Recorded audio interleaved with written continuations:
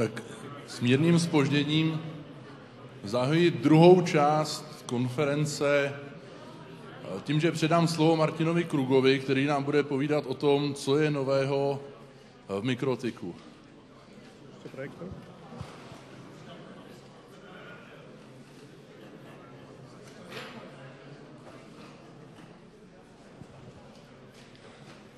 Takže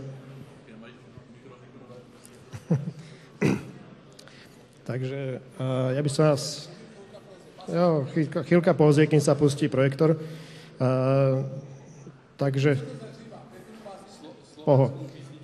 Ne. Tento úvod mala spraviť moja dcéra, ktorá mi celou cestou v aute nacvičovala dámové a pánové, ale bohužiaľ sa hanbí. Ja by som sa zatiaľ predstavil, kým... Poviem to takto, dúfam, že lepšie. Takže ja by som sa zatiaľ predstavil, kým sa nám to nažaví. Volám sa Martin Krug, som vlastne Mikrotik, certifikovaný tréner pre Slovensko, Čechy a prípadne okolie, kto čo ako potrebuje. Moja téma je, by som povedal tak, že čo je nového v Mikrotiku. Skôr by som tak trošku rozbral niektoré veci, ktoré sa stali aktuálne a ktoré sú funkčné. Budem sa snažiť trošku aj sa poponáhľať, aby sme trošku dohnali ten časový skos. Mám to rozdelené na také 3 témy. Prvá je niečo o školeniach, ktoré sa dejú a ktoré vlastne robíme. Trošku by som si spravil reklamu, pokiaľ sa pán Sova nenahnevá. Potom je tam rozobranie softvérovej časti a rozobranie hardvéru. Takže ja by som sa na to vrhol. Takže toto je moja téma. Je to jednoduché 3 veci. Začnem školeniami. Mikrotik zmenil systém školení. Ak ste si všimli, alebo ak ste mali s tým už nejaké skúsenosti, tak boli doteraz také, by som povedal, málo profesionálne, širokospektrálne školenia, ktoré boli zamerané na, by som povedal, buď ľudí, ktorí vôbec nič nevedia, viacej doľava, aby ste videli, či doprava. Dobre. Alebo sú potom boli zamerané na už potom odborníkov, ktorí s tým pracujú dlhú dobu a aj to boli dosť obšírne a nedali im dostatok informácií. Mikrotik na základe rád a rozdelení to zmenil na 5, by som povedal, subčastí, ktoré už sú vysoko povedané, že je to pre začiatočníkov alebo je to už pre tých, ktorí sú pokročili. Samozrejme to Essential, začína Mikrotik Certified Network Associate, čiže vlastne všeobecný networking partner pre Mikrotik. A následne pokračuje Wireless, Routing, User Management, Queues a PPP. Ku Queues patrí aj Firewall. Čo je výhoda našich školení, ktoré robíme, je tá, že všetky materiály sú preložené v slovenčine alebo češtine, čiže sú jazykovo prístupné.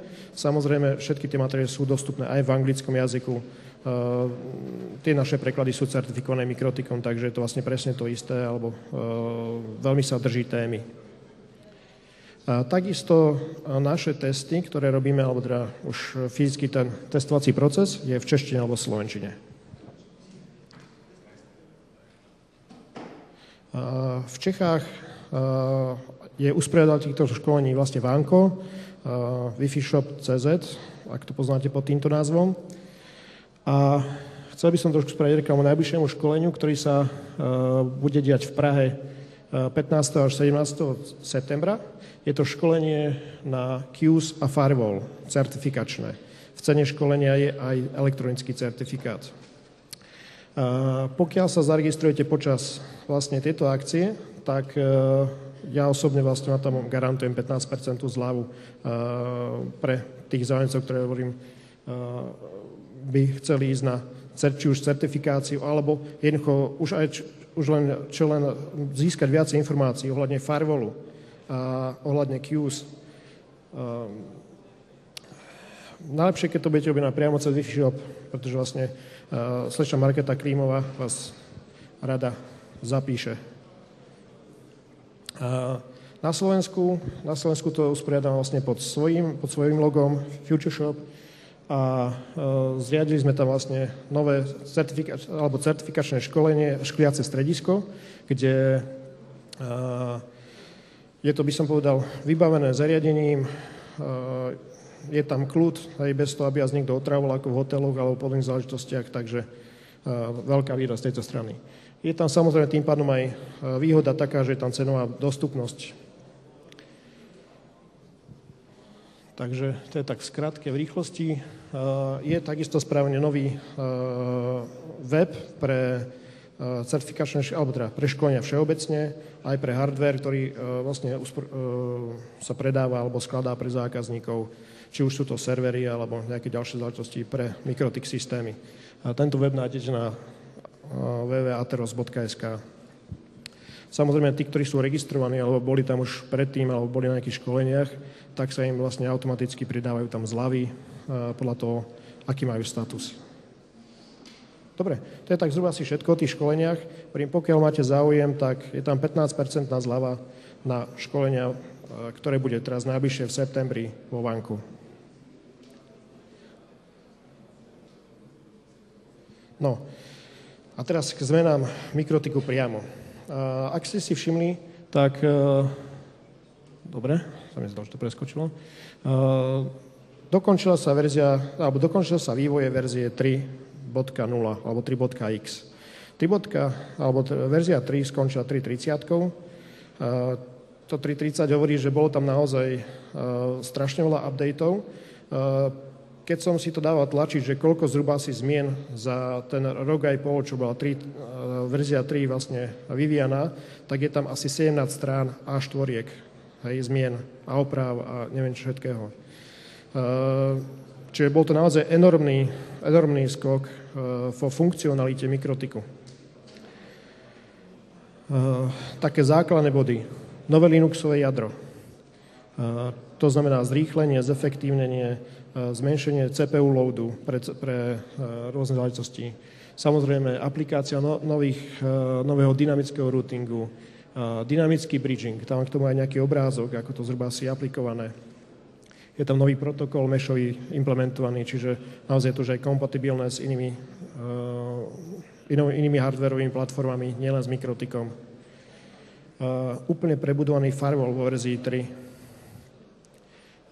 Jeho súčasťou v posledných verziách je aj L7 filter, ktorý, keď si tak len porovnáte s Ciskom, tak ten L7 je rádovo 100 000 korún, alebo 100 000 českých korunách, kde to pri Mikrotiku dostanete v cene, v zásade už aj základného routera. No a multi-CPU podpora takisto v posledných verziách trojkových je síce taká základná, čiže začína sa to, by som dal tak formovať. Naozaj špičku to už doťahujú v nových betách, 5-kových. Ale boli to prvé také pokusy a myslím si, že celkom úspešné. Taký malý obrázok, malá ukážka, aby sme nemali len text na obrazovke.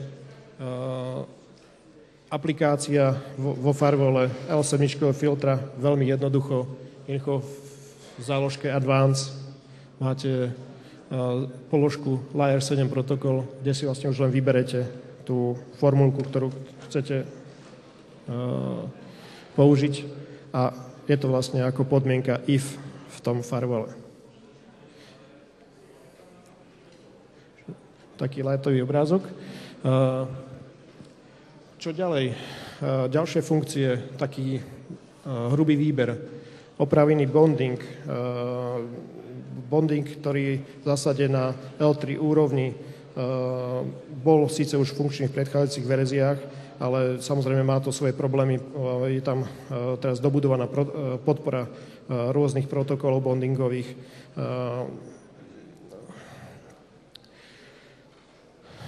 Mikrotik takisto dokončil API rozhranie vo verzii 3, aj tam, kde boli také prvé pokusy.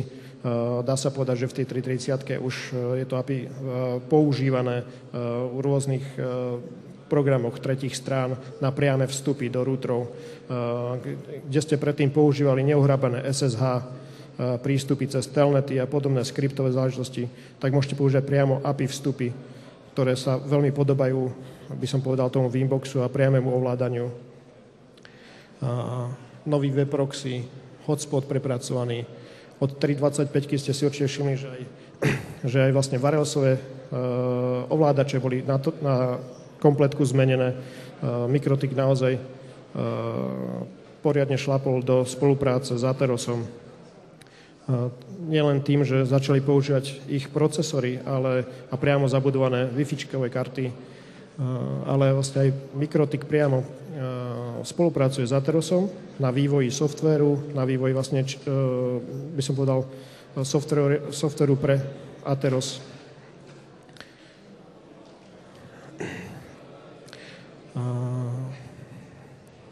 Ovládače 3G kariet, niektoré zariadenia, ak ste si všimli, niektoré rútre, 400-ková séria má priamo zabudovaný vlastne PCI Express slot a má vlastne zabudovaný aj by som povedal, slot na SIM kartu, čiže má priamo zabudované, teda môžete použiť vlastne rôzne modemy. Takisto môžete použiť USB porty a použiť externý modem, nejaký 3G-čkový. Či už ako, by som povedal, záložnú konektivitu v nejakom bode, alebo pre prístup, alebo teda najčastejšie, na čo to používame, je ten prístup do siete, keď vám povedzme máte nejaký výpadok, hej, tak máte záložný prístupový bod cez 3G, ktorý sa automaticky vytočí a vy môžete robiť manažment siete cez diaľnú správu. Samozrejme je tam kopec ďalších verzií alebo ďalších updateov. Samozrejme Mikrotik implementuje IPv6, dosť prebudovali aj dynamický routing.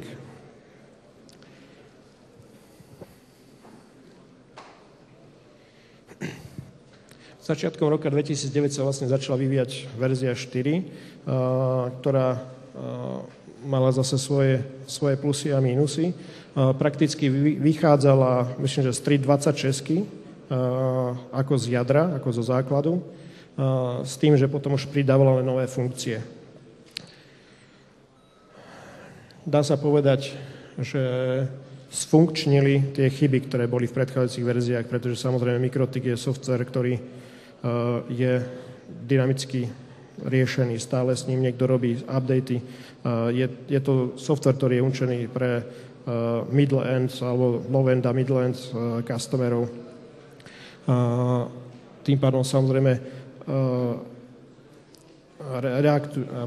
Mikrotik reaguje na požiadavky, ktoré ľudia posielajú na ich web priamou formou. Čiže keď sa vlastne prihlásite na Mikrotikové fórum a priamo zadávate vaše požiadavky, tak môžete vlastne očakávať, že naozaj sa niekto nimi bude aj zaoberať.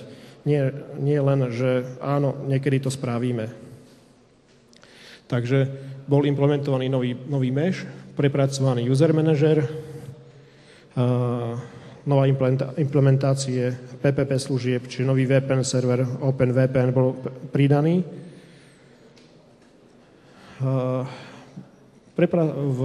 Vo firewall bol pridaný load balancing. Určite sa stretli s požiadavkou spojiť viacej liniek do jedného bodu. Neviem, či sa niekomu to podarilo spraviť seriózne alebo poriadne doteraz na nejakom hardvéri, ktorý už existuje. Ako samozrejme je viacej, by som povedal, viacej krabičkových riešení, kde jednoducho zapichnete dva Ethernety, nastavíte im 2 vstupné internety a potom očakávate, že sa vám to bude spájať tie linky. Bohužiaľ, všetky majú svoje obmedzenia a svoje problémy. Môžem povedať, že úspešne sme nasadili load balancing na jednom zákazníckom riešení, kde má 7 vstupných liniek vchádzajúcich do servera rôznych DSL-iek, mixov, optiku, naozaj extrémne rozdielne vstupy. Či už za požiadavkou spojenia kapacity rýchlostne, alebo aj teda za otázku zálohovania. Ďalej samozrejme požadaná funkcia MPLS. MPLS bola už funkčná aj predtým, alebo teda bola rozoberaná, ale stále sa potýkala s problémami kompatibility medzi ostatnými zariadeniami. Teraz môžeme povedať, že to MPLS je kompatibilné aj s Ciskom, aj s hocičím, čo k tomu pripojíte, pokiaľ to podporuje štandardné protokoly. No a samozrejme, keď sa vlastne dovyvíjala v trojkovej verzii podpora IPv6 pre dynamický routing, tak automaticky bola aplikovaná aj pre verziu 4. Pretože vlastne vývoj verzie 3 a verzie 4 bol súbežný. Takto by som chcel ukázať zhruba asi, ako vyzerá aplikácia toho meshu. Ak si pozrite, tak samozrejme je to mesh bridgeovací protokol, čiže máte spojené každý port s každým. Máte to spojené do jedného bridgeu. A po zapnutí vlastne bridgeového mesh protokolu sa vám tie zariadenia logicky usporiadajú do takéhoto krásneho pavúka bez toho, aby samozrejme vznikali slučky alebo niečo podobné. Tu nejde ani o to, že by tie zariadenie robili nejaký, by som povedal, obmedzovanie rýchlosti alebo detekciu. Oni fyzicky vypnú port až do momentu, kedy dojde k problému k nejakému spoju. Po prípade rozpojí sa vám spojenie medzi routerom C a E, čiže tento spoj sa vám rozpojí, tak automaticky tok bude presmerovaný cez ďalší najbližší kábel, ktorý je možný, čiže fyzicky sa zapnú porty. Samozrejme, toto, ako som povedal, je kompatibilné aj s iným hardverom, čiže keď tam budete mať namiesto mikrotiku Cisco router, ktorý má podporu mesh protokolu, tak bude aj on spolupracovať s týmto protokolom bez nejakých väčších problémov. No a posledné, by som povedal, také updaty vo 4. Ak ste si všimli, je tam možnosť virtualizácie. Čiže je tam metarouter. Metarouter v týchto aplikáciách môžete použiť aj iný operačný systém, čiže môžete tam nahrať Linux. Pokiaľ to máte to na počítači, na x86, tak alebo prípadne použite RB1000, RB1100 s prídavným diskom, tak môžete si to nahrať povedzme aj Windows podľa požiadaviek. Nový balíček KVM s VNC prístupom, vzdialená správa vlastne zariadení alebo vzdialená správa ďalších zariadení, ktoré sú za mikrotikom, neviem, napríklad nejakých serverov alebo nejakých podobných záležitostí. Určite sa stretli s KVM riešeniami, ktoré relatívne nie sú lacné. Všetkých tie KVM-ka sú rádovo 10 000 korún. A tunak zase je to tá aplikácia v cene základného balíka. V verzii 4, myslím, že asi 4.6, bol aplikovaný vlastne nové ovládače od Aterosu, kde je podpora NK, a nielen podpora NK, ale aj podpora vlastne napríklad takého spektrálneho skenu. Určite ste narazili na problém v bezdráte, kedy si dáte štandardný sken okolia a nájdete, že na 3 kanáloch sú nejakí providery a nejaké kanály máte voľné, ale bohužiaľ na nich neviete nič vysielať. To znamená, že bude tam industriálne rušenie alebo je tam nejaké iné zariadenie, ktoré nepodporuje Wi-Fi.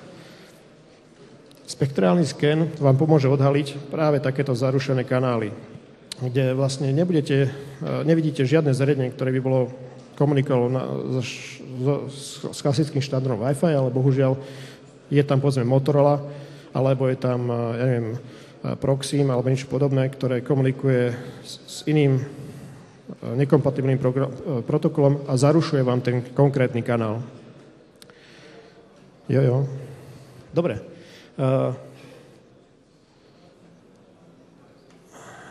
Prebehnem teda na betu, v čom sa líši od verzie na betu 5. Mikrotik dobehol teda, prišiel k tomu, že vlastne každý rok bude vývoj novej verzie. Dúfame, že to nebude len také skákanie hore-dole, ale že to bude aj reálne výsledky. Preto vychádza zase, 5. verzia vychádza zo 4.6, ale pridali IRQ balancing, možnosť priradiť IRQ konkrétnemu CPU. To znamená, máte multikorový server, povedzme nejaký, ja neviem, quad-core, alebo máte duálny quad-core. V zásade podporuje až do, myslím, že 64 jadier momentálne. Máte tam teda implementovaný protokol PCI MSI. Je to vlastne protokol na riadenie priraďovania zdrojov a viete si zabezpečiť, by som povedal, load balancing na lepšej úrovni, ako vie štandardne systém, bohužiaľ, zdetekovať. Samozrejme, update kernelu v 5-kovej verzii, zase nižšie zaťaženie CPUčka, vyššie aplikácie, konečne podpora SATA pri CD inštaláciách, lebo to bolo, jak sa hovorí, pain in ass. Každého to naštvalo, že ste si inštalovali zo SATA CD-romky a začali ste inštalovať a skončili ste, pretože jednoducho není tam podpora jednoducho SATA. Nové Intel ovládače, to je úplná novinka. Update Intel ovládačov znamená to, že sa zvýšila kompatibilita s matičnými doskami, ktoré ste doteraz mali problémy. A úplne novinka, tzv. WebFig. Je to vlastne webové rozhranie Winboxu. Je to priamo v každej peťke, čiže ja musím sa priznať, že som to ešte osobne nevidel, ale je to podpora štandardných webových prehliadačov a podpora, samozrejme, tam podpora štandardných telefónov. Je to vlastne súčasťou toho browseru, alebo teda toho prístupu na ten router. Skrátke spomeniem, bol vydaný nový Dude. Všetky tieto veci myslím, že si asi potom budete môcť pozrieť na webe. Neviem, kto ho používa z vás, ale myslím, že je to dosť obľúbený SNMP management. Nie len kvôli tomu, že je zadarmo, ale že je aj celkom dobrý. A jeho hlavnou výhodou je to, že môže byť súčasťou routera. Nemusíte, alebo nepotrebujete ďalší server alebo ďalší počítač na to, aby ste runovali Dude pre vašu sieť. No a prebehnem hardware len tak letmom svetom. Proletím. Dáme ďalšieho. Takže toto sú aktuálne produkty, tie určite poznáte, tie opisovať nejdem. Rozpísal som pre vás tabuľku, čo znamená, ktorá položka z toho. Ačko, viacej memory, H, vysokovýkonné, čiže vysokovýkonové routere, silnejšie CPUčka, Gčko, gigabitové Ethernety, keď je tam Učko, tak je to USBčkový port, alebo porty. RK sú vstávané wirelessy, Nko je vstávaný wireless 802.11 a nový S, Switch OS. Toto sú úplne nové produkty. Zapni si, jo. Posledné 2 slajdy tam mám. Posledná slajda. Dobre. Toto ešte nové produkty nie sú, toto sú nové produkty. RB 1100, to je úplná novinka. 13 gigabitových portov, možnosť bypassu na týchto 2 portoch, čiže keď vám padne power, tak máte automaticky preklemované tieto porty na druhé záložné zariadenie. A posledná novinka pre Soho Solution, Smart Switch, 5-porťák, gigabitový, so novým operačným softverom, vlastne Switch OS. Tak, toto sú už len nejaké drobnosti. Výborně. Tyhle všechny slajdy jsou ke stažení, všechny přednášky jsou ke stažení a je ke stažení i Martinova prezentace. Měl by někdo nějaký dotaz k novinkám Mikrotiku? Já bych se zeptal na něco, v čem spočívá podpora multicastových paketů v novém firmwareu. Co se tam vylepšilo, co bylo špatně? Ja priamo na multicast akože nejaký veľký odborník nie som. Mám síce nejaké skúsenosti s tým. Hlavne o čo išlo o to, že multicast bol v tých starších verziách správny takým vlastným riešením. Teraz tie multicasty sú riešené tak, aby spĺňali buď nejaké normy, ktoré sú či už kompatibilita s iným hardvérom, či je implementácia protokolov štandardných, tak aby to bolo možné aj zabudovať do iných častí siete. Takže je vyskúšaná aj u jedného vlastne providera na Slovensku priamo kombinácia MikroTik, multistreaming, alebo teda MikroTik pre posielania videa myslím, že to je za Excel riešenie. Takže tá kompatibilita tam je, aj to funkčné. Aha, a IPv6 v novém MikroTiku, ty předchozí, nebo v novém firmwareu, ty předchozí verze ji ani nepřenášely IPv6, nebo se nedá adresovat, nedá jenom adresovat ta deska? No, pri IPv6 presne to boli problémy, že tie implementácie tej IPv6 boli funkčné, ako dynamický routing samozrejme tam nefungoval veľmi dobre, boli tam samozrejme problémy. Stále ja mám taký názor, že tá IPv6 nie je aj v tom MikroTiku 100% správená, hlavne problémy s BGP a OSPF prenosmi cez sieť. Štandardné ostatné aplikácie sú funkčné, čiže tam IPv6 podpora je a očakávame v priebehu koncom roka, teda do konca roka sa očakáva, že tá IPv6 bude aj, aby som povedal, alebo očakávajú, že bude 100% kompatibilná so všetkým, čo je vlastne dostupné na trhu. A viem, že bolo riešených veľa problémov s BGP, s Ciskom špeciálne. Tieto veci tam boli doriešené nejaké, ale presne nepoviem, že aké, ale to treba povedať, že v jednej zmene medzi prechodom z jednej verzie na druhú sa dochádza niekedy až k úplnému prepracovaniu.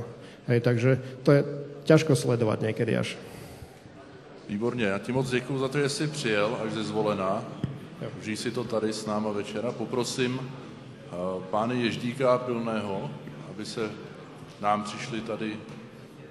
nám tady přišli promluvit o IPv6. IPv6 využití v praxi z praxe.